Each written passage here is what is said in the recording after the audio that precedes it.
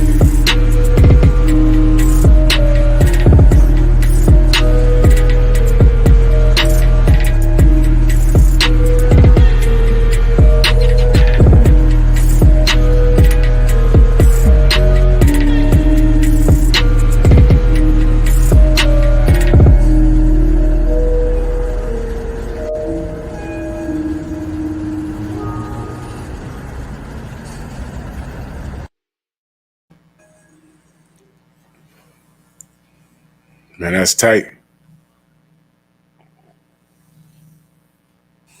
All right.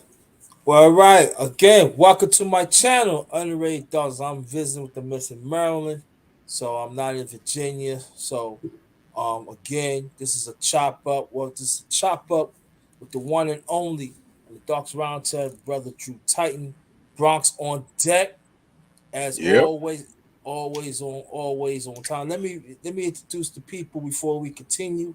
I ain't seen y'all in a minute. Calvin Johnson, salute. The Colin Ligma, thanks for coming. Keep up the good work. Mike Biggs Boxer also Bronx on deck. Salute to you, nephew. 12 Vows, New York, Harlem Stand Up. Thanks for coming. Goddamn fucking YouTube. You're my goddamn nerves. Hey, whoa, what blazing in sports? What's good? Queen, Queen, I want you to type something in the chat. Reef the what's up, Reef? Brother Reef in the building. Um, yeah. Sons of Tank, Red Pill Finance, thanks for coming. Memphis Freestyle, thanks for coming. I want to thank you, brother, for shouting me out too. Drew Titan, you know, push me out there for the chop up. Thank you so Yes, much. sir. Greatly Yes, sir. appreciate that. Again, welcome to the underrated family. Drew Titan always been part of the fam. Shout out to the mighty LDBC that stands for Lions Den boxing community, also basketball community. We don't talk not just talk about boxing. We talk about impact each other lives as family, as a nation, as people think it's African descent, but it's all any ethnic groups, they we in there and we rep, and that's all you need to know. You want to know more about it, and check it out. Before I continue, I did a chop up 7 8 Sports. It's in the channel. I want you to go check that out, please. That'd be very much appreciated. But enough of that, brother. Good evening, and welcome. Man, thank you. And I love the LDBC, man, because we also have blossomed into the Lions Den broadcast community. Mm-hmm. We went from boxing, basketball. Salute to Big Ticket TV. Mm-hmm. That's that guy. And I was talking to 78 a couple of months ago. I said, man, we a broadcast community because in the community, there's so many people of all races, cultures, and creeds, and we're all so talented, Mm-hmm. and we're all good at what we do. And there are people in the LDBC that aren't boxing geniuses, but they have other forms of talent, and they contribute in their own way. And that's why I'm a strong advocate for people to, if they have something to bring to the table that they want to do, go ahead and talk with the brothers, and we'll help you do it.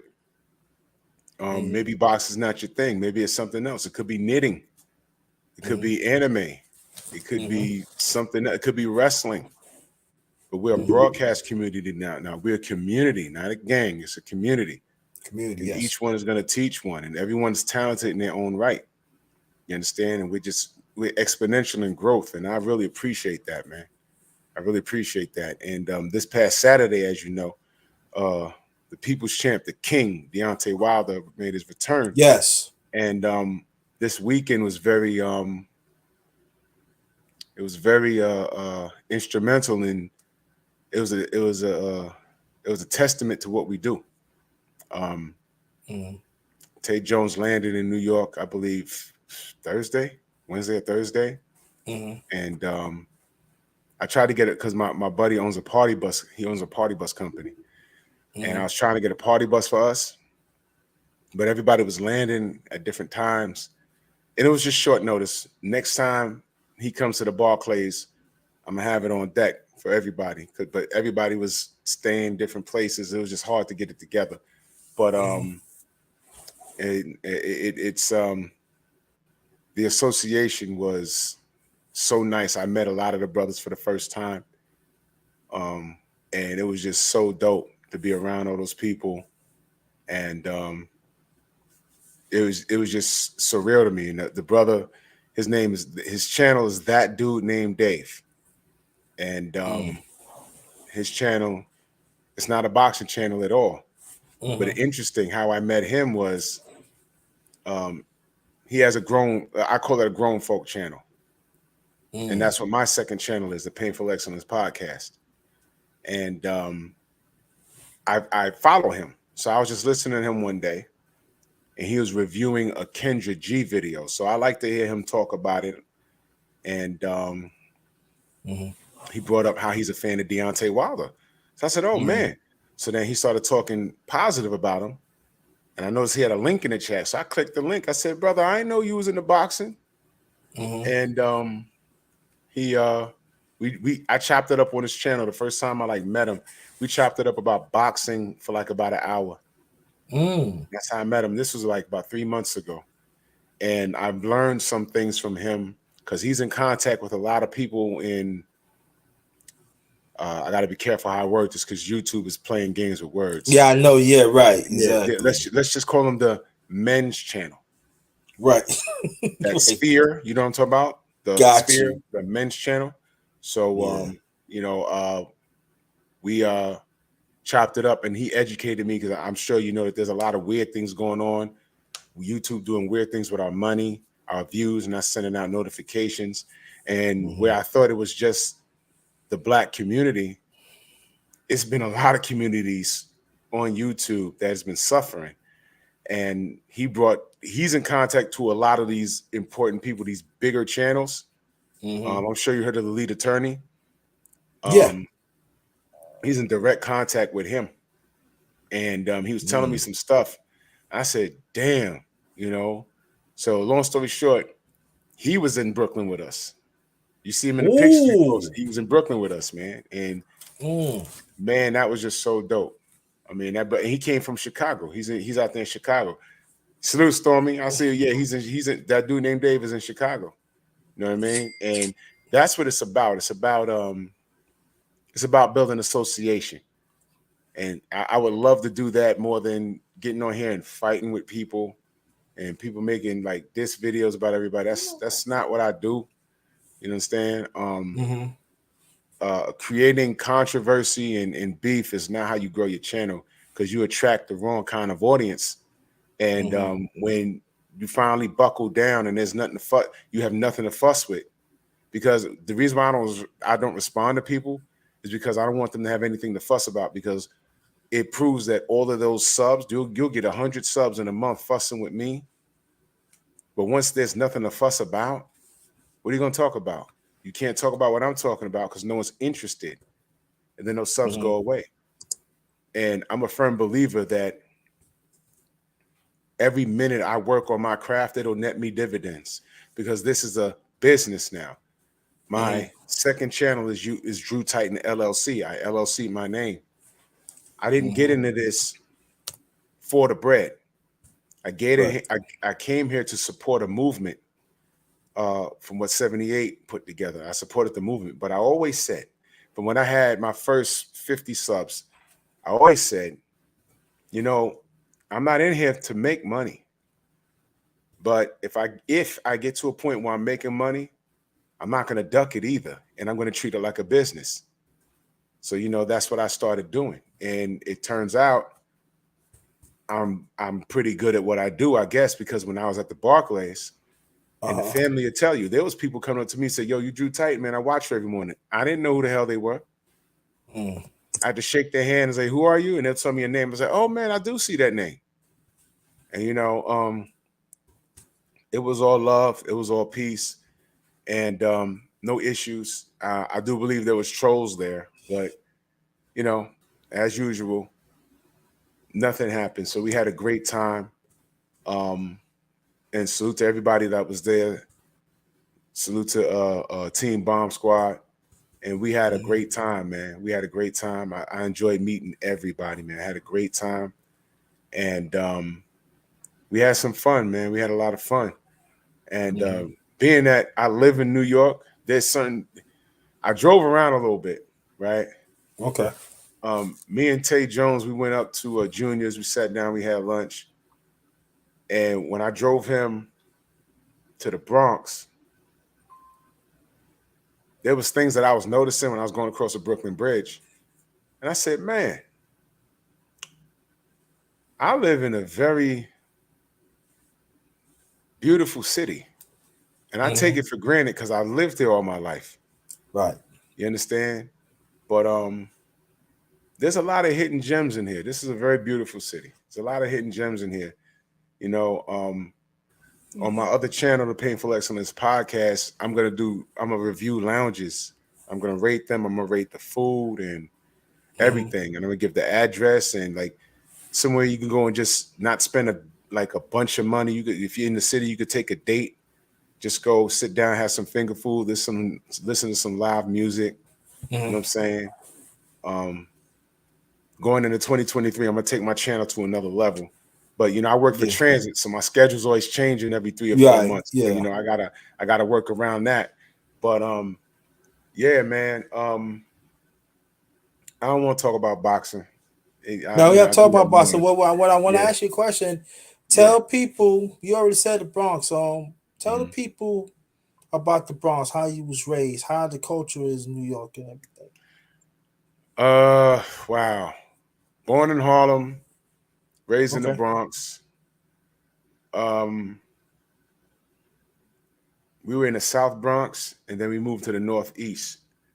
I don't Mm. live in the hood, you know, but where I went to school, we had cats that came from where I lived, and we had other cats that came from the other parts of the Bronx where, when I was young, I wasn't allowed to travel to.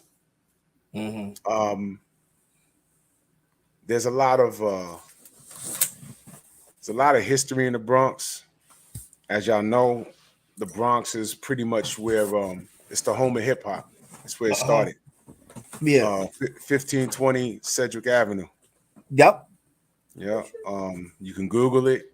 There's a hip hop museum coming. You know, y'all all know about that. DJ Cool Hurt, Mm-hmm. you know, famous DJ in the Yep. basement, and it's where it started. 1520 Cedric is right next to the Major Deegan Expressway. Um, it's not too far from Roberto Clemente State Park. Yeah. A quick story about Roberto Clemente State Park. My dad was a state police officer, and he had an office in there. They had a boxing club in there, and I said I didn't want to talk about boxing, but there's no way around it. This is a part of my childhood. Right. Um, you know, when you're a father and you're juggling babysitters and stuff, sometimes he was a boss, Uh-huh. so he you know, was able to bring us to work per se, but not really have us at work.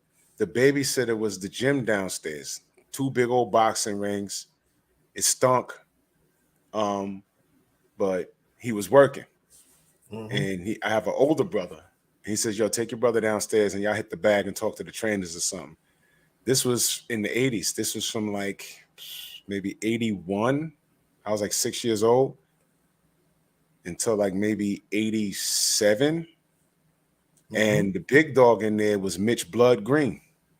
Yeah, I I remember remember that. Right. he was bigger than life in there, man. He was like 6'5". He had a Mm-hmm. big old long jerry curl, and he was about that life, man. He was about that life, and he was in there beating up. He beat up people, man. He beat up people, and I remember one day we did this a couple of times. You know, I was the only kid in the gym. You know what I'm saying? We hit the bag, and Mm-hmm. the coaches would tell us some stuff and have us run drills and stuff. And every now and Mm-hmm. again, I look up and I see my father looking over the banister. He give me the thumbs Mm-hmm. up. I'm like, hey, you know, I'm going, we all right. And I remember he said, "Yo, come on in here, little man. Come in here, little man." So I get in there. So this dude he just sparred with, he said, "Give him your headgear." He takes his headgear off and slops it on my head. I tasted the sweat got in my mouth. I was like, "Ugh," you know. Yeah. He said, suck it up, man. Throw a jab. So I'm trying to throw a jab. He got his hand on my head, and I'm trying to hit him. People laughing and stuff. I threw a kick. It was funny. But he bopped me on the head, whatever, and then when he was done playing, he was showing me how to throw a jab, properly pivot and stuff. He was actually showing me some stuff. It was very minor, you know what I'm saying? But I never forgot that, and then next thing you know, I don't remember what year it was, he's fighting Mike Tyson on TV. And he stopped the KOs. No, Quick Tiller stopped the KO streak. But Mike Tyson didn't knock out Mitch Green either. And ever since then, he wanted all the smoke. And then they had that fight in the street. Right. It was crazy, man. It was crazy. But those were good times. That was the first boxing gym that I was in. They had a boxing program and they had tournaments in there. And yeah, those fun times. That was like from 81 to like 87. I remember those times, man. So that was how I was getting my feet wet in boxing. And my family used to live a few blocks over on Montgomery Avenue, at my aunt's house.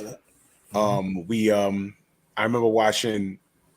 Oh man, yeah, I remember when boxing used to come on ABC and NBC. You had to turn the channels. Yeah.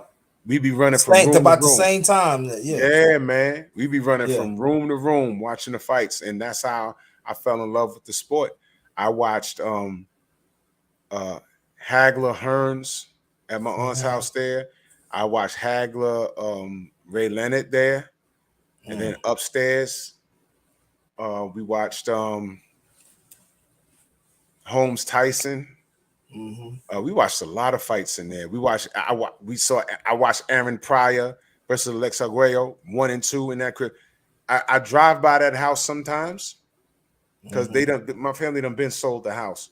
But I drive by that house and I look at the house. I'm like, man, I grew up in that house, and I remember playing in the house. I remember, watching boxing all up in the first floor, second floor, third floor.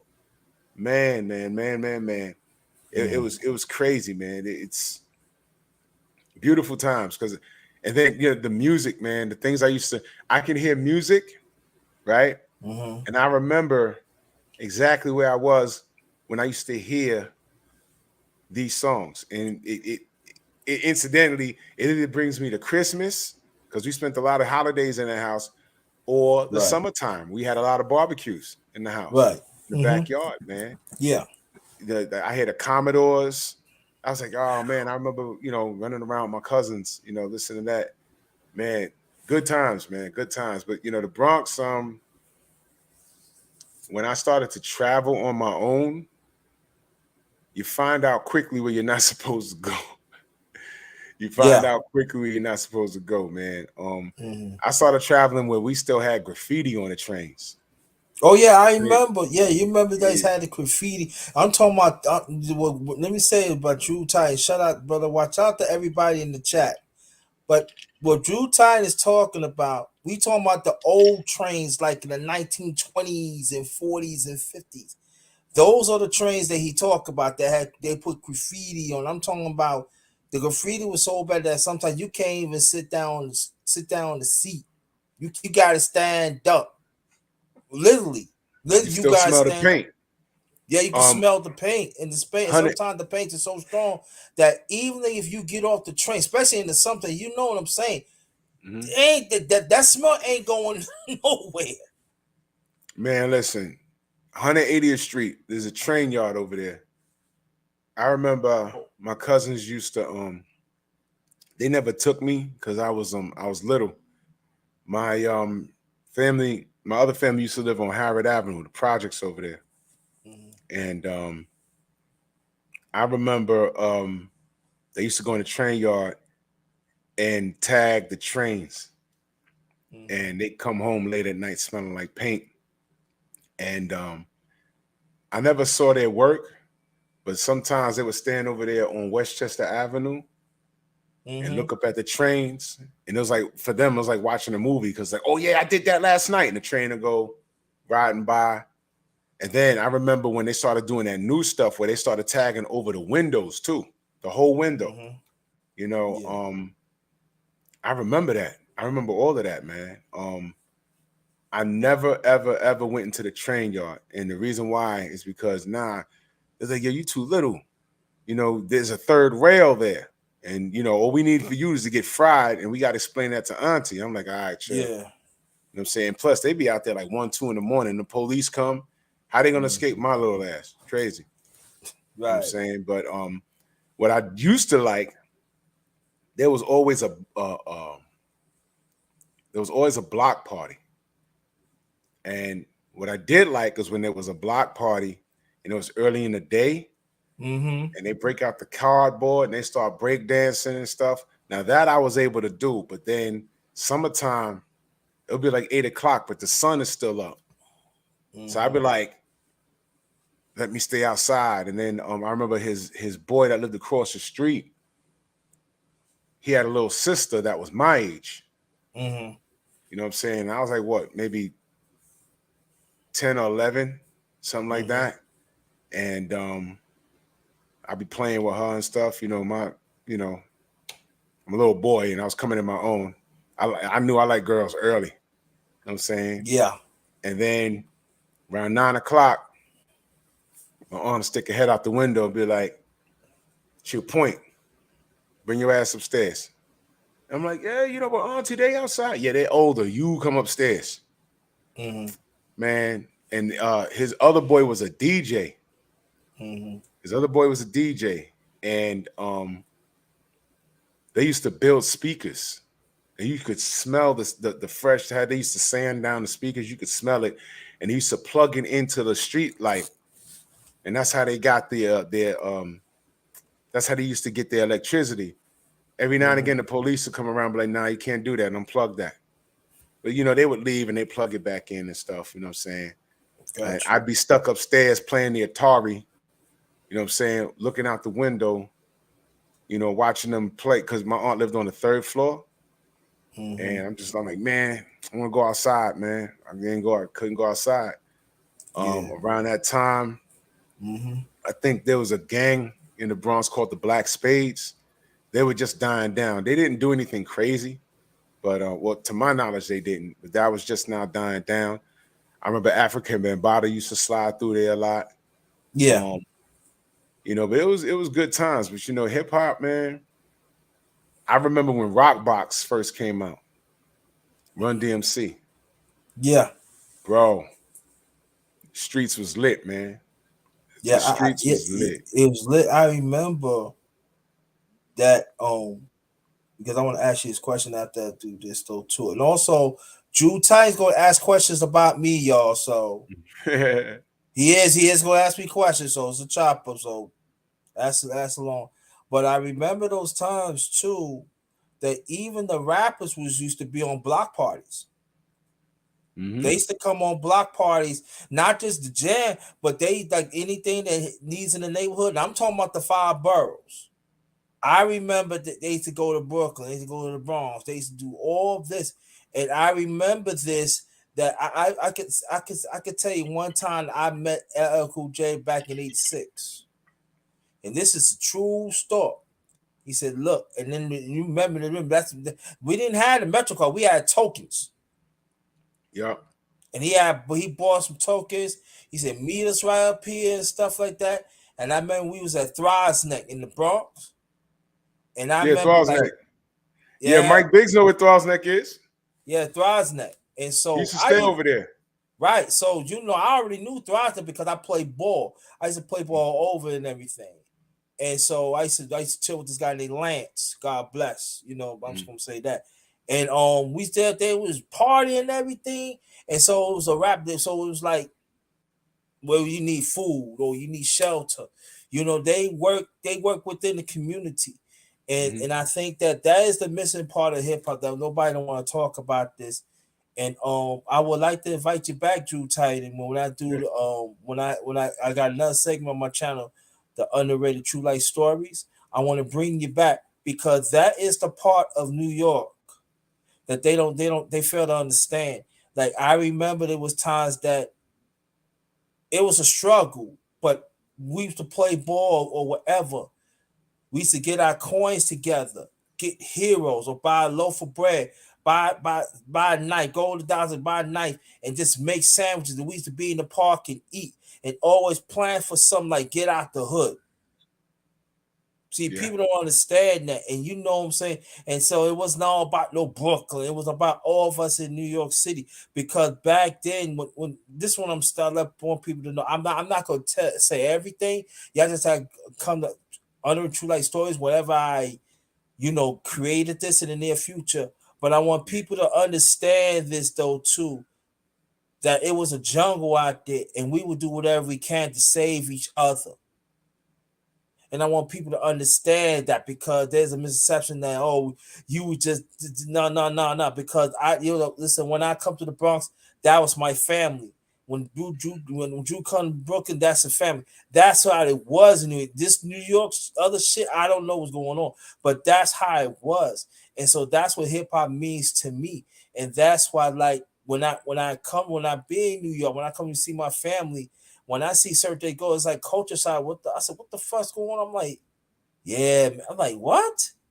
Well, I don't understand this shit. Listen, when I come to Bronx, I come to Bronx on the 4 train. I give a 4 of them. I buy clothes, for our people. You know what I'm saying? When I be on the concourse, you know what I'm saying? I see our people. I'm even like you go to Brooklyn Atlantic Avenue. I certain things I don't understand that shit. I be like, I'm looking like. You see, when I say hip hop lost its way, a lot of people don't know, but I'm gonna explain it. Hip hop has a definition. All right. It's not an acronym. It's a definition. For those of you who don't know, I'm going to explain it. The word hip.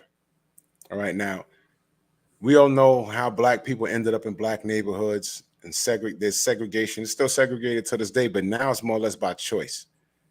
But hip, in the term hip hop,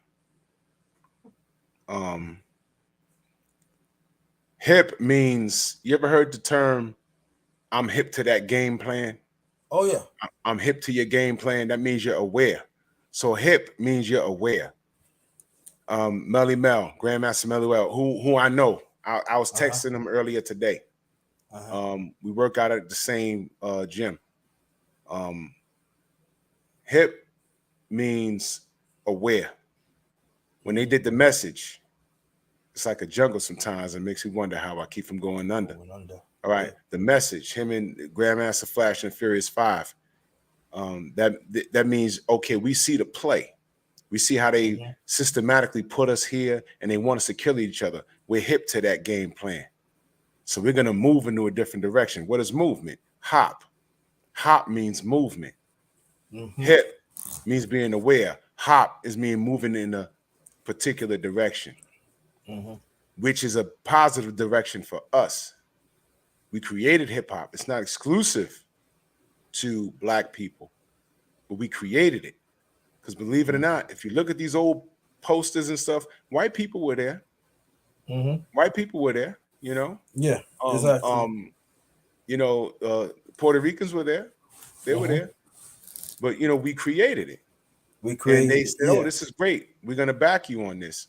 So hip means awareness. Hop means movement. I see what you're doing. I'm going to move in the correct direction. That's what hip hop means. That's the definition of hip hop, and a lot of people don't know that. No, they don't know that. They don't know. So what happens is, when I look at this, the way it is right now, I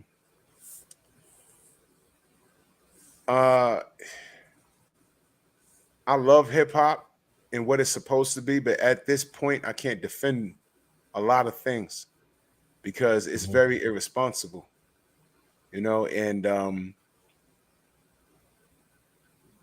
there's a lot of things I can't accept, and it's frustrating. But I know the true definition of it. If you listen to the message from Grandmaster Flash and the Furious 5, listen to that song right now and listen to what they're talking about. They talk about when he says, don't push me because I'm close to the edge. I'm trying not to lose my head. It's like a jungle sometimes. It makes me wonder how I keep from going under. That means he's working within the system. He's not breaking any laws. He's dealing with a goddamn a boss that don't like him. He's taking the train. There's bums everywhere, broken glass everywhere. People just don't care, and he's trying to function and he's just trying not to snap. And that was the stress level of everybody in the city of New York. That's Not only the true. Bronx, but that was the stress level. And that's when he put that song out. When they put that song out, they was explaining that. So I mean, hip hop it's now become pop culture. Everybody's doing it, but they don't understand the roots of it. And these kids don't respect it. Yeah. They don't respect it, and because they don't know, they're not educated on it. And even if you educate them, there's such a bad generational gap. Melly Mel be in the gym, and these kids are walking there, 18 years old. They don't even know who the fuck he is, and that's a goddamn travesty because he's a rock and roll Hall of Famer. You know that, right? You know he's in the Hall of Fame. Definitely, I do. He's in the Hall of Fame, not He's the a hip Hall of hop Fame, Hall of yes. Fame only, but he's in the rock and roll Rock Hall and of Roll Fame. Hall of Fame. Yeah. All right, so we be in there lifting weights, and I'm like, I can't believe, these kids, I mean, look, he doesn't care, you know what I'm saying? He don't care like that, but I'm saying that's my guy, and I geek out when I'm around him for about 5 minutes. Mm-hmm. You know what I'm saying? And Mm-hmm. he could still spit. He could still spit. He's still nice with it, but Hey, yeah. the But game you is know just so what? twisted. It is. And also I want to keep it going, but I do want to say this. I remember um that one of my friends, he was entertained, but he was older than me. So he knew Curtis Blow. And he Boom. introduced me I Curtis know Blow. him. He hasn't seen me in like about 35 years, but he used to live up here by me. He used to have a Mm. townhouse up here by me in the Bronx. When he Wow. when he just did basketball, before he Mm-hmm. released it, he did that because he used to date my boy's older sister. And he lived in the townhouse. And we saw him one day. He was like, yo, that's Curtis Blow? And she's like, yeah, you know he lived there. I was like, shit, we never see him. And this was right before Crush Groove. And he said, man, I just laid down a track. I'm gonna put out this new track called Mm-hmm. Basketball. We was like, basketball? And he did the Uh-huh. rap right there in front of us. He did it Mm. right there in front of us. And he was actually moving. He was like, Curtis, where you moving? He said, I'm moving to California. He said, but I'm moving my stuff, but I gotta come back to New York because we're filming a movie. We was like, what's the name of the movie? He's like, it's called Crush Groove. And it came out the next year. It came out that next year. It's crazy, man. Yeah. And so what happened was when he introduced me to him, I said he was so nice. 2 weeks later, I'm a job giving you game. A lot of people don't know that Don Canese, the late great Don Canese, was very against of hip hop because he Mm, did not understand that. And at the same time, he was very disrespectful because I want people to understand. Me being 56, I grew up R&B, soul music, and all that calypso. I was I was into that blues and all that. And so mm, a lot of people don't understand of that time when he disrespect Curtis Blow on there on Soul Train. That was a slap in the face for us, like me and Drew yeah. Title. That was a slap in the face. But at the same time, Curtis Blow was a trailblazer for that because despite the late great, I'd say the late great Don Canedius, he refused to understand the culture, but he understand the business. Yeah. And that's why he had to push that. If he would have understand the culture about it, he would have been instead of right here, he would have been like this. So understand is that it was a trailblazer for Curtis Blow I got to get on here to put the music on that. And I think that we don't get homage of Curtis Blow what he had helped Soul Train for hip hop. Cause you gotta understand at that time we wasn't um here and there in mainstream media. We was like in the background. We was like down the FM. It's very hard to play our records and stuff. So with Curtis Blow, boop, in Soul Train back in 81, it opened everything up for hip hop. and He I was want on people Soul to Train. He understand. was the first rapper on Soul Train, right? First rapper in Soul Train, yes. Before Run DMC. Run DMC came later, like a Before couple Run years later. DMC, yeah. Curtis Blow was the first Right. mainstream. Yep. Cause we gotta understand Soul Train is mainstream. They were that. Oh, he was no. Soul Train is historical. I want people to understand it, but I'm talking about hip hop now. Mainstream. Curtis Blow Well, broke into that. yeah, we came a long way, man. If you want to see what the Bronx used to look like in the Mm-hmm. 80s, Mm-hmm. uh find a movie called Wild Style. Yeah, It's a graffiti movie. It's a hip hop, because hip hop is a culture. yeah. And there was various movies that were dedicated to certain aspects of the culture. So Wild Style was about a graffiti artist. His nickname was Zorro. He's a Puerto Rican dude. But that's the Bronx. That's how it used to look. That was the South Bronx too.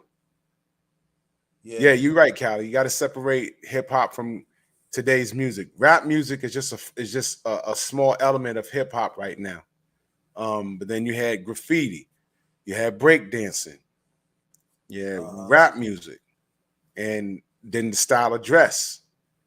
You know what I'm saying? And Wild Style, you get to have a look around. That was the old South Bronx. That's Fox Street. That's that's the old Fort Apache. There's a movie called Fort Apache, the Bronx. Yeah. Um, look at the scenery. It's not like that anymore. They built up everything now. It's not Yeah. burnt out and messed up. They built up everything now. You know what I mean? The Yeah. movie's called Wild Style. You know the beat when you hear it, because you're like, oh, that's where this is from. You Yeah. know what I mean? But then you had there was a movie called Rapping with Mario Van Peebles. I Mm-hmm. couldn't stand that film. It's a couple of hidden gems there, but yeah, man. I miss it. Like the culture has been hijacked. Everybody can do it now. I remember paying for studio time. It used to cost maybe $200 for 4 hours. And me and my And friends were going there. We had a little, you better we get had it a right little. that time too. Yeah, you had to get it right. You had to go in there. You had to drop your vocals, and then you Mm-hmm. had to take your sample and remember those giant ass mix boards. And you had to do Yeah. all of this on that, and you had to Mm-hmm. get it perfect. You had to mix it down, and you had to be in and out of there. You know what I'm saying? Now you don't need to do that shit, because if you got an Apple computer and a microphone, you're good to go. You could do it right here in your living room. Yeah. I mean, I'm like, man, it's like this is why these rappers are coming out with mixtapes every other week, and it's so saturated, man. It's so Mm-hmm. saturated. But there are a lot of great things about the hip hop culture, but there's a lot of bad things due to corporate America seeing value in it. And once they see value in it, that's something that they can get themselves. That's when it gets tainted. You know what I'm saying? Yeah. Well, Mm-hmm. Wu-Tang was authentic, but then once these labels started throwing money at individual members, it kind of fucked them up. You know what I Yeah. mean? But it's crazy. But I miss the 70s, the late 70s into the 80s. I remember exactly where I was when Crush Groove came out. I was in 5th grade when that came out, and I was so hyped because only my immediate circle of friends, we would go to school and be like, "Yo, Curtis used to live right there. Y'all didn't even know. We didn't know." And we went to school and said, "Yo, there's a movie coming out named Crush Groove," and they were like, "Ah, okay, it's not coming out." And then when it came out, we was like, "See." And Dougie Fresh was from Harlem. I remember they did a show up here by where I live. Mm-hmm. Man, and if you see the intro of my other show, Slick Rick is in the intro. Slick Rick lives here in the Bronx. He lives here. I was in the mall. I was going to the gym because my gym is in the mall. And he came right out of Macy's. He was like, "Yo, Rick." He's like, "Yo, what's up, man?" I was like, "I can get a quick little video." And he's like, "Yo," I was like, "Yo, Bronx, where it's at? We got stars out here." And I threw it up on my Instagram, and I put that part in my intro on my other show. He's real Yeah. friendly, man. You know, Slick That's Rick, cool. man. Yeah. You know, you be out here, man. I have a ball up here, man. I have a ball up here, man. I really do, man. You know, but there's a lot of places, got to stay out of, because it's still the Bronx. But a shameless plug: there's a restaurant out here called the Hip Hop Bistro. My buddies that I grew up with, they own that place, and I think they struck gold, because the South Bronx, where they purchased that place, it's now gentrified. The project is on the other side of the Major Deegan, but they're building new real estate right across on the other side of the highway. And these are high rises. These are going to be $1 million condos. I would totally buy one if I had the bread, because the view that they have of the Manhattan skyline is going to be priceless. It's right there by the 3rd Avenue Bridge going into Harlem. And I'm like, yo, it's crazy. Yeah, 12 Veils. It's called, it's spelled Beats Stro. It's a play on words, Beat Stro. And it's a hip hop themed restaurant they have. It's on Instagram. My buddies earn it. They own it. And I don't know if they knew that area was going to get gentrified, but they're about to cake off, because they're always turned up in there. Matter of fact, when the family comes back to New York, I want to get a party bus and go to the damn restaurant. Yeah, next time I'm gonna hit New York too. Now you know where the Barclays Center at and everything. I was raised 3 minutes from it. Yeah, can you tell them that area is so gentrified right now? Could you tell them how it used to look? Very gentrified. There's a mall there. When they said they were putting a state like an event center there, I was like, where? Right there. I said, yo, there was crackheads everywhere. In the 90s, that place was fat. Yeah, I'm gonna give people this, right. When my family, we used to live on Prospect Place. That was like 8 blocks away, where like Atlantic Terminal. You see that big tall building on Atlantic Avenue? We was the 3rd family moving there in 76. When you see the Barclays Center, that used to be the old line of Red Road extension garage. Now, people understand that. That's when now we start talking like in the early 80s now. At that time, it was like crackheads and running. All that part was bad. I'm talking about it was so bad that they had bodies. I'm telling you, it was feds used to come down and pick up bodies. I'm talking about black vans and all of that. And so, but during that time, I see people's like drawing red lines, yellow lines, and my late father used to tell me, they're gonna build something up within 34 years. I might not be here, and I remember it was like people were saying like, wherever you get some money, put some money into it, because they're gonna build something. And every year they draw lines up. I see things, I actually see things clearing up.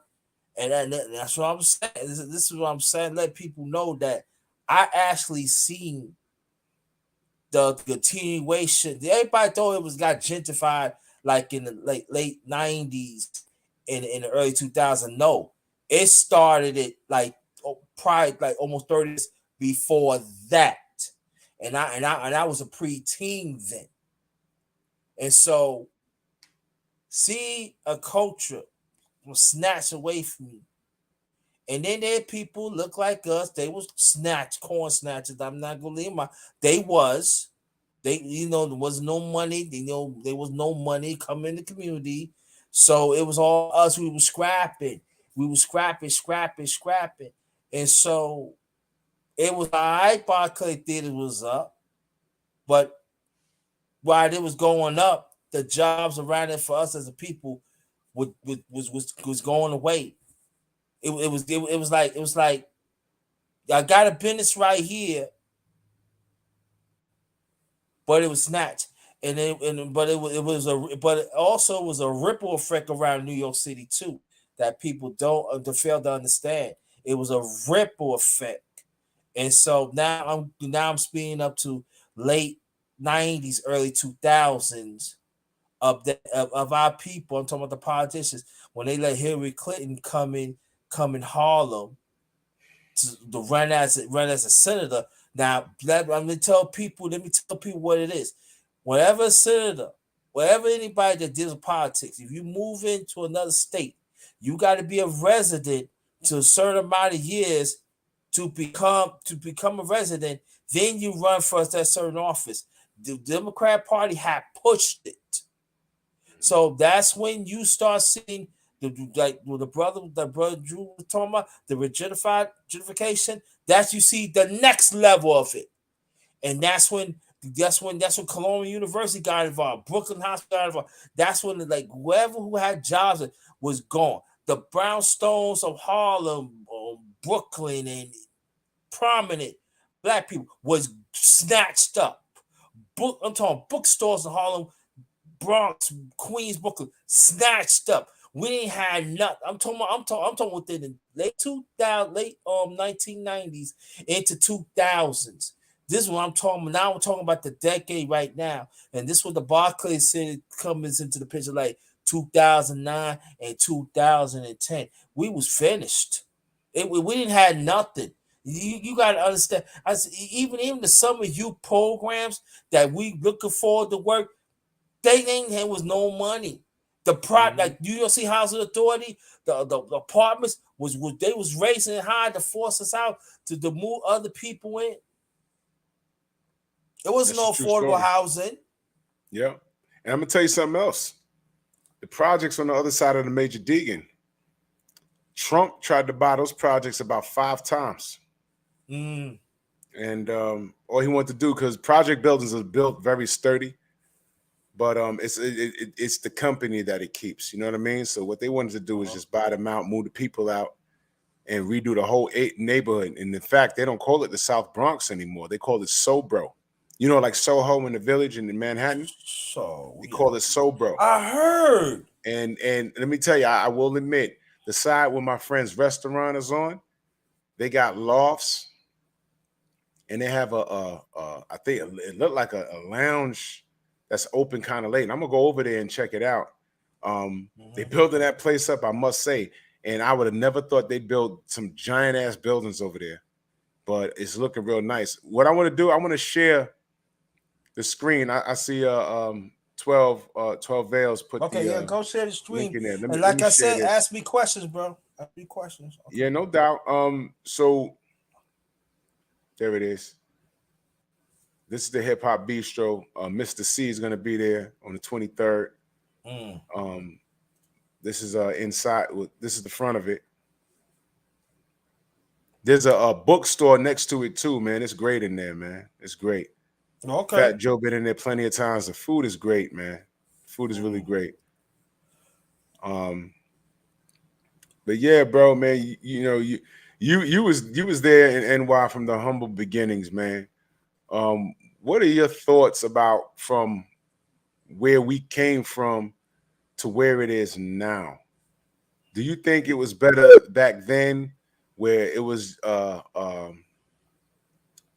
broke, but it was authentic, or more gentrified now? Do you feel it's better that it's gentrified now and somewhat safer? I mean, what are your thoughts on that? Look, there it is. Look, Wild Style. Let me blow it. That was the movie. Before I ask the question, then before I ask. Yeah. Yeah, we gotta talk more. But well, for me, you should know. You should know the answer. It was better then, because we understand the struggle. We understand the system. We understand that we was in the bottom, but the only way is to go up and everything. We have each other back. You know, we advocate more. We didn't care to die for doing what's right, because and so see, for me, I was around Black Panthers, 5-year-old kid. So you know what I'm saying. So, that's all I knew about Abbott's. You know, me being special ed. You know, it's in my channel. Y'all can go back and check it out. I'm not ashamed for it. You know, I know special Black boys. They did care for little. I'm not saying they didn't care for little young Black girls, because they did, but the way how they treat us, it was a ripple effect and everything. So I was around that. So I was around advocacy. I actually was around when hip hop was started. I was a little boy. You know what I'm saying? So I see the birth of it and everything. So for me, that's the question you asked. I said it was a cultural shock. It's like the system just rob or just snatch your soul away and you can't get it back. But I remember I remember us as a people fighting the streets to get to have programs for us to survive. I Mm-hmm. remember there's programs that brothers and sisters that come out of jail, they have somewhere to go. I Mm-hmm. remember that. I remember that. Go to City Hall or wherever borrow you in. You flooded that. We need. I remember trucks and cars bring food. Yeah, we gonna bring some food to Brooklyn from the Bronx or from Queens. We understand what I'm saying. I remember that. So when all So, this was gone, so oh, you have we got sacrificed gentrification and a little bit of safety for? Did we sacrifice our family values for gentrification? Is what I'm asking. Do you think we did that? Does that make sense? I What I'm think saying? it's What I'm I think asking? it I think the worst is that we sell out. Because I will say this: I've been here all my life, and I've watched the changes. There are neighborhoods you can walk through at 3 in the morning and not be bothered. And I Mm. look through it and I'm like, yo, do you have any idea what the hell this neighborhood was in Yeah. 1985? You Mm-hmm. understand? So it's a lot safer now. It was like, yo, man, I see this woman sitting in there in the summertime with her little dog on her phone, Mm-hmm. and it's 3 a.m. in the morning, and she's safe. And I'm like, yo, in Yeah. 1985, she better be in the house before the sun went down.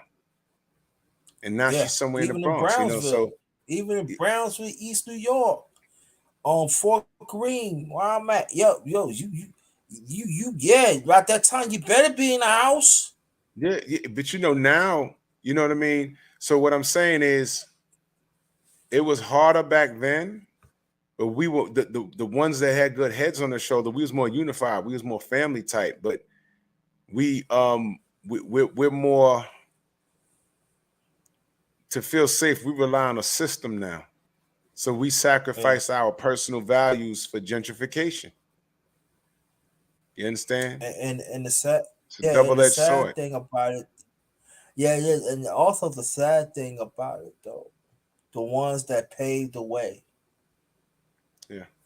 they ain't got nothing to show. What do they got something to show for? Like for instance, like my godson, right? This is like back in May 2009. Now he's a grown man now. So I said, yeah. I took around where I used to live at. And I said, yeah, man, it's nice around it. You can't even come up here like 7 o'clock at night. Why? Mm, To get your box blown off. That's what it was. So yeah. B, I said, so I had to sit down with him and give him a hard talk. He said, man, God, I remember you had those talks. And so when I walk through these places, I'd be like, I laugh at these people. Like, what do you mean? You can't go there. How do you know these people? Because I know when I live there, I know them. You can't come through here. You can't walk in no Fort Greene Park in the daytime. Yeah. You can't do. I said any other park. I remember. I'm gonna tell you. I remember. This is downtown Brooklyn. The Lost Battalion. You heard it. You know where it's at, bro. You Yeah, I been there do. from time. The Lost Battalion. At nighttime, it's beautiful scenery, y'all. You can see New York City, Brooklyn Queens Museum, but yo, it's nighttime. You don't be down there 8 o'clock. Only clock when you go down Clark Street, it's only one light of Clark Street. Mm-hmm. All them other lights is dim for years. When you walk down towards Columbia, or you walk to the other way towards the Watchtower, down the hill on Henry Street and all around there. Nah, don't go down there now. And do it. You know how many Yeah. bodies I seen? I can imagine, man. You know what's what? You know what? One neighborhood in New York in all of the 5 boroughs. You know what? One neighborhood has been consistent. The Village. Yeah. That neighborhood's been consistent. That neighborhood's been Yo, consistent. Now let me say this: we know what the Village is, right? yeah.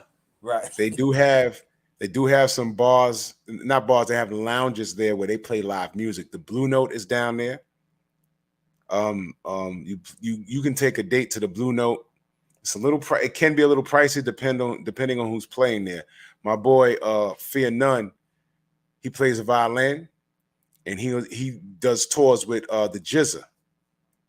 I saw Manhattan Transfer at the Blue Note last year. Took my mom. Then there's like 3 live music lounges there. Very nice. All right. But just be forewarned.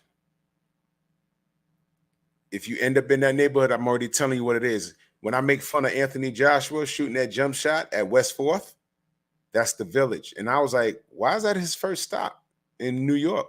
He could have went, where he was staying, from what I heard, is right across the street from Madison Square Garden. Around the corner is the Empire State Building. He didn't want to go there. You understand? He didn't want to go there. He didn't want to go to the World Trade by the Memorial. There's so many places. Why did he go 30 blocks? Because Madison Square Garden is on 34th Street. He went 30 blocks downtown. You have to get into a cab and ask where the neighborhood is. Don't just say, you'll just drive and drop us off. You have to specifically ask to go to that neighborhood if you don't know what it is. And I saw him shooting that jump shot. I said, yo, that looked like West 4th. Turns out it was West 4th. I said, why is he there when the sun's up shooting a basketball? You don't just, unless you work around that area, you don't just go take a walk down there. You could walk through there going somewhere else. You could walk through there. But I was like, why is he okay? And then you wonder where all the goddamn jokes come from. You know what I mean? But West 4th is a dope basketball court. They have basketball tournaments there, but there wasn't no basketball tournament there that day. They have dope lounges there. They got you can take your lady to the sex shop. There's 2 of them across the street. Man, listen, you know, I'm not crapping on the neighborhood. I'm just saying you can go there and listen to some live music. If you like jazz, I like jazz. You can go there and listen to some jazz. But, you know, I'm just letting you know what the neighborhood is. And that neighborhood has been consistent since I've been, you know, since I was a kid. You know, you drive through there, like, why is everybody? My pops were like, yo, look, that's what it is, man. You know what I mean? But New York is an interesting place. You're on mute, bro. Yeah. Well, I'm sorry. Well, I say this though. West 4th, let's say West 4th, the colors has been very consistent.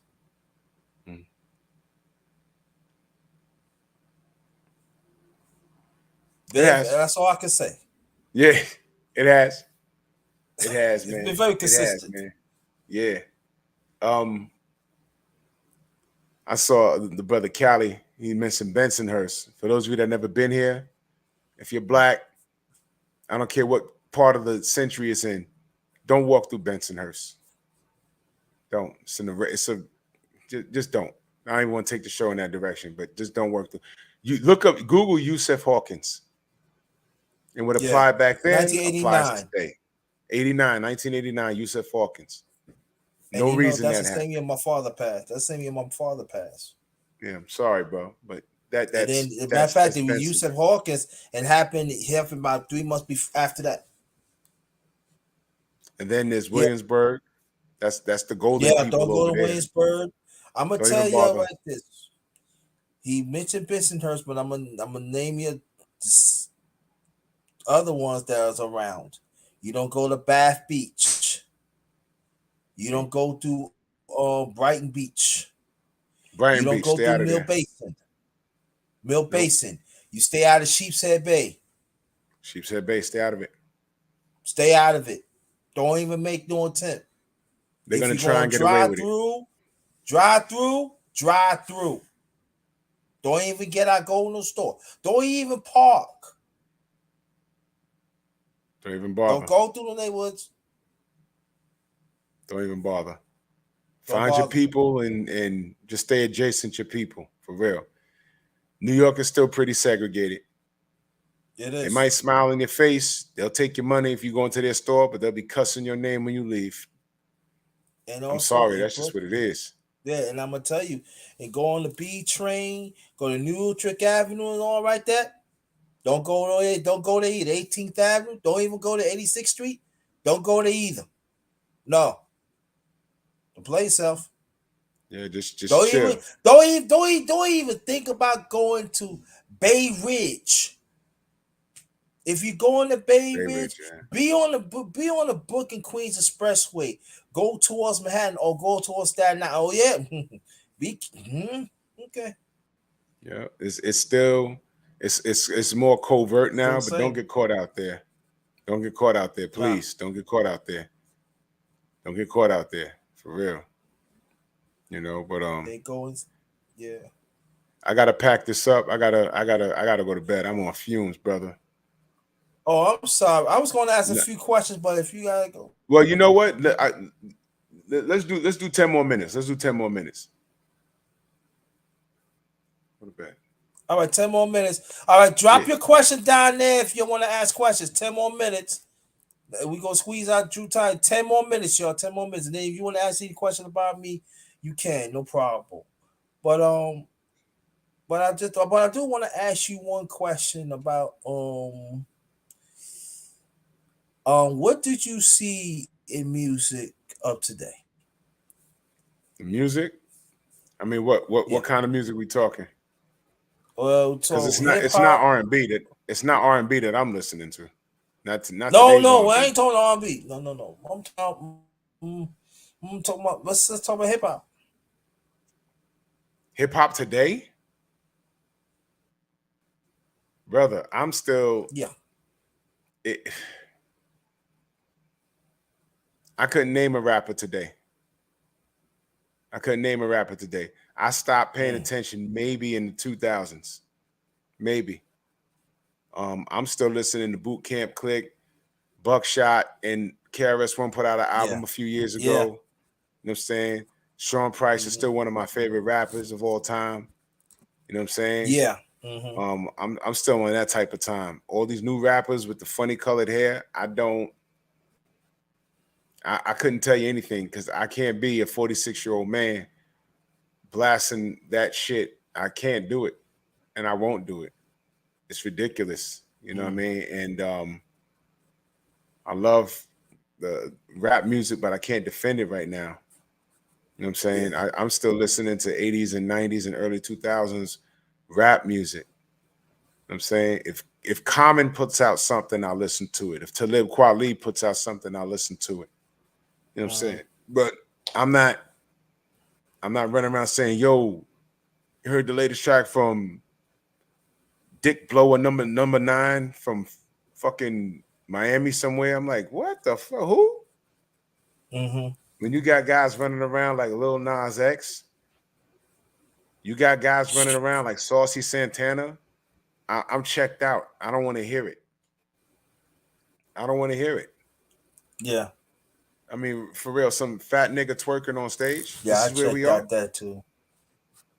This is where we are with male rappers. Some fat nigga twerking on stage. This is where we at. And let me be very clear. This isn't a shot towards the gay community. Hmm. I don't care how y'all living that. Y'all don't bother me. I don't care. But there's a systematic attack on black masculinity when you put a guy like that in the forefront. And then at the same time, in this critical point in time where we have black women talking about there's no good black men around, but they push this gay dude who's unhealthy looking, all right, because he's overweight on the Yeah. forefront to represent black men and telling us to Yeah. go vote. We're supposed to watch that guy and tell him to go vote, and some used up tramp whose last hot song was maybe in 2000, literally 22 years ago. So a washed up tramp and a overweight homosexual is gonna make the black community go vote, and that's hip hop. You crazy? Whoever did that marketing, I ain't even gonna say what shit happened, but I know what I would do. You couldn't dig Yeah. up Lauryn Hill and Chuck D to try and convince the No. black community to go vote. You couldn't do that. You couldn't Right. grab Exactly. Common or Nas. Come on, you couldn't do that. You dug up Trina. You couldn't dig up Lauryn Hill because that's what they think of us. They think we're oversexed and we'll listen to a homosexual man and a washed up prostitute style rapper. This is ridiculous. This is what they think we are. They take an Yeah. overweight Okay. Lizzo. Go ahead, bro. Now, the question is, kind of, he said, what happened to Bride hip hop? We got drowned out by the business, politics, and bullshit. A guy like Little Nas X and this guy Saucy Santana, they couldn't exist 10 years ago. They could not exist 10 years ago. If they did exist, they'd be underground. That wasn't the first gay rapper I heard, by the way. There was another guy who had a whole video out, No. and he was underground. And he was from he was from San Francisco, if I'm not mistaken.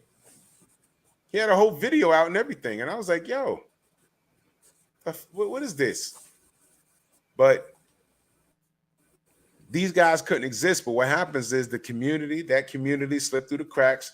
They're involved in these. They're involved in the business, and they push it out. And us as black men, we can't push back on anything because everything we push back on, we're deemed misogynistic. For telling a man to be a man, that's misogynistic. That word is so misused, like love. You know what I'm saying? I don't I want think no. accountability comes in the picture. You know, they don't want us fighting.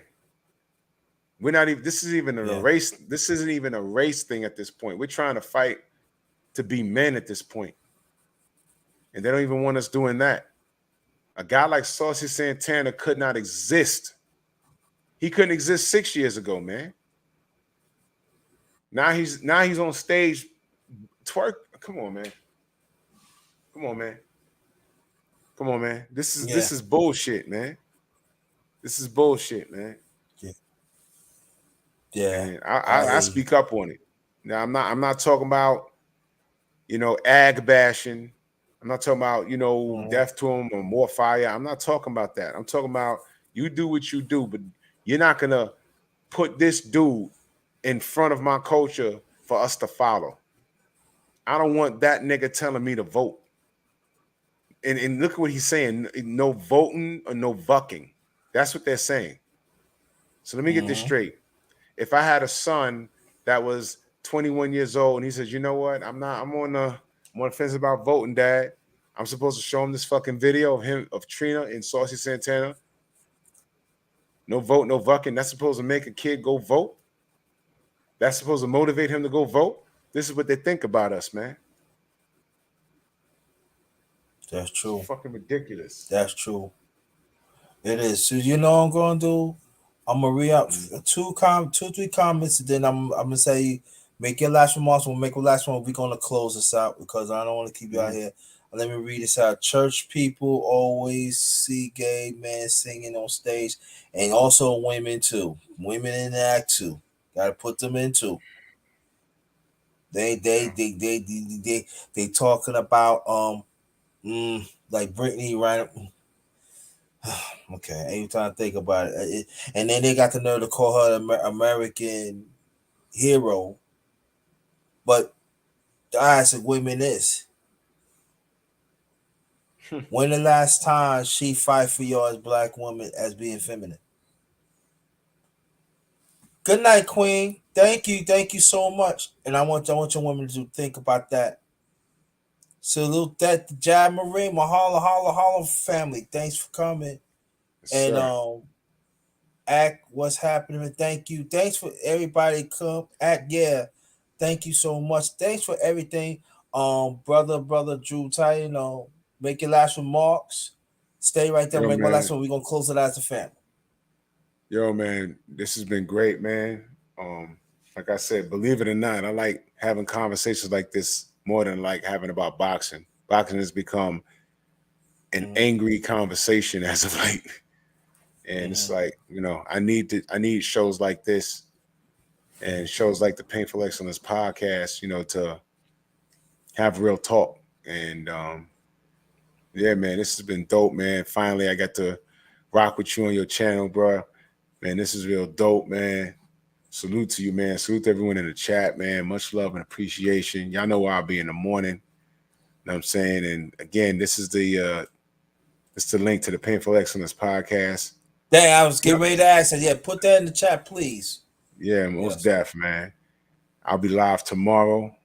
Um, that's it right there. And yeah, go subscribe to my brother Mike Biggs, man. Y'all know I know Mike Biggs for real. Like we went to junior high school together. Yeah, yeah. Support my picks, man. Yeah. Yeah, that's my guy right there. Hey, support me too, man. Yeah, That's what. man. Yeah, yo, you already know what time it is, and I'm gonna have you on my panel soon, man. On my other channel, Good, I'm gonna have good. you on my panel soon, man. You know what I'm saying? Because that's Thank you, honey. I appreciate you. You know what I'm saying? Because that platform is growing, and there's a lot of things we need to address in the community, and as men, and as women too. We got to get right, man. We absolutely got to get right, man. For real. You know what I'm saying?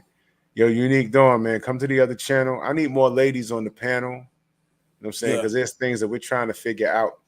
I know Mhm. some of the women think I'm rough on them. I'm not rough on y'all. I'm rough on modern women because modern women are on the offensive right now, and there's no need for that. Mhm. You know what I'm saying? Mhm. And we're just trying to work something out because the black family is doomed, and I don't want that. I don't want that. And I just ask y'all to stop entertaining the 16% of black men that ain't worth a damn. Because there's 84% of black men that are worth a damn. Y'all just gotta tone y'all shit down and look at the little chubby dude with glasses and a little pot belly, because he will do right by you.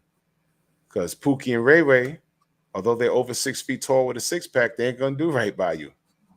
Mhm. They're not gonna do right by you. So when you say there's no good men out there, it's because you're picking wrong. But that's for the other channel, man. But salute to my New York fam. Salute to all my fam in the chat, man. Much love and appreciation, man. Thank you for having me, brother. I appreciate you. I appreciate that, and I want you to stay with. I'm gonna go make it nice and quick. I'm gonna say this, y'all. That I know there's some people they don't like Drew Tight because he raw, but understand this from New York, but he cares, man. And sometimes when you care for your family, you gotta come out hard because the truth is the truth, yo. We gotta Yeah. start sugarcoat the truth. But sometimes I know for me, like the miss, she told me you so hard, yo. I love our people. I don't want our people to fall. So at times my message at times gonna be hard because y'all advocate for our people, man. Y'all gotta understand this system refuses to still let us still do not want us to be part of the human family, y'all. You gotta understand that, man. This is we have to go through every day. I get up. I be like, yeah, let's go. Let's do this. So when I see Drew Titan, when I see y'all in the chat, you gotta understand I have a purpose, but you gotta understand it's bigger than me. Cause I know what they trying to do to us, but we gotta see the science side here. We gotta see the science here, and it's very, very important, man. Listen. I ain't not trying to know every. Oh yeah, you think you know? I ain't no. But listen. I ain't been on this earth for 56 years for nothing. My man, my brother, he ain't been on this earth for whatever it is years for nothing. When we give you a life experience, you need to take heed and run with it because the way how the system is, right?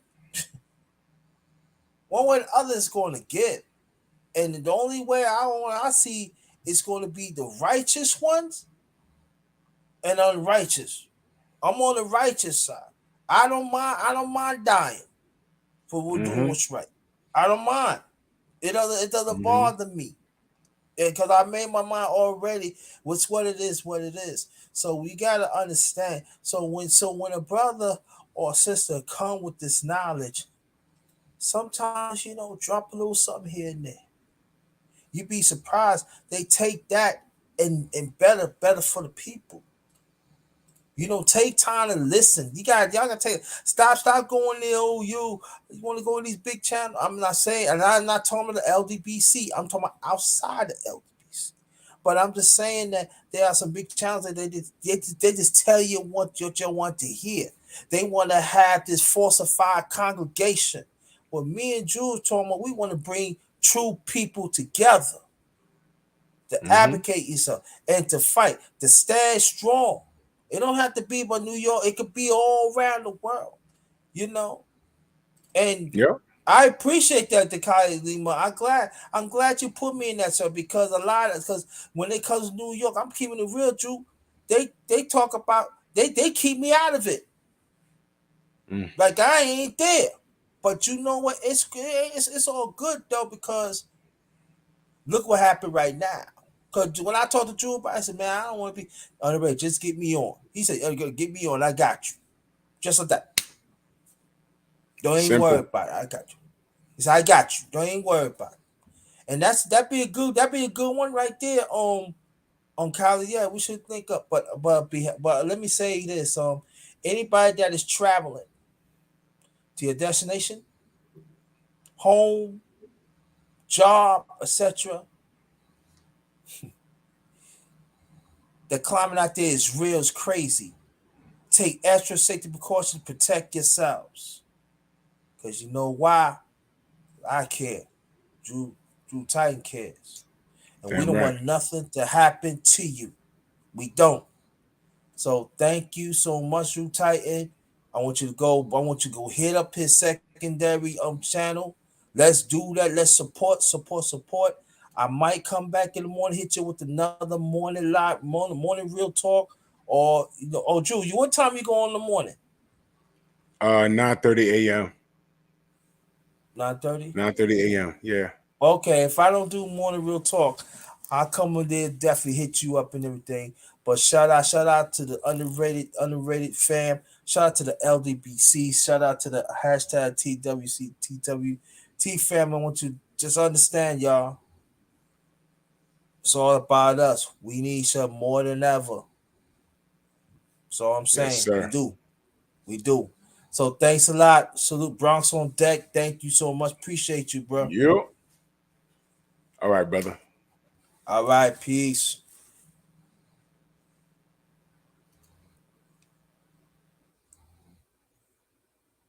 Yeah, so this is the last of the chopper with my brother, the one and only Drew Titan, Bronx on deck. So again, salute to everybody. Thank you so much. Oh yeah, I do got a live coming up. Tomorrow afternoon. I want you to go check it out. I might hit you with three. I don't know, two or three, all right? But I want to thank y'all so much. Again, thank y'all so much. Stay blessed, stay blessed, stay blessed. This one, good night. This one is Ghettoast.